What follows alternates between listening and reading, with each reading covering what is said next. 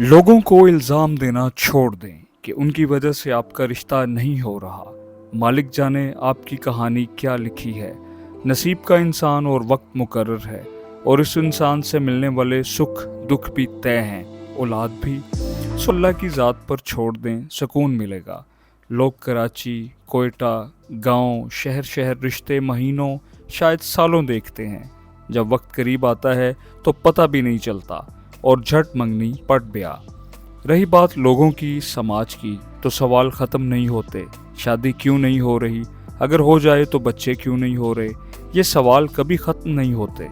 इंसान के अपने हाथ में ज़िंदगी की कहानी लिखने का इख्तियार होता तो इस किताब में सुख ही सुख लिखता, गम हाथ से कभी न लिखता। वही हमारा खालिक है, वही मालिक है। वो बेहतर जानता है कब कहाँ क्या देना है। तहज्जुद की नमाज तक को हमने इश्क व मोहब्बत के ड्रामों में डिस्कस किया है। मेरी बात सुन लीजिए, गौर कीजिएगा। जब इंसान की इस दुनिया में किसी भी शय से, इंसान से मोहब्बत हद से बढ़ जाती है तो उसी के हाथों से तोड़ दिया जाता है। तहज्जुद तो फ़कत खुदा से उसकी मोहब्बत, उसका करम मांगने का वसीला है।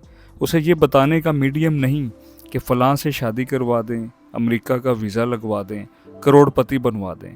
क्या बेहतर और ख़ूबसूरत फेज़ है जब आप सारे मामलात उसके सुपुर्द करके कहते हैं, मालिक बेहतर कर दे, तू करम कर, मुझे नहीं मालूम मेरे लिए बेहतर क्या है, खैर अता कर।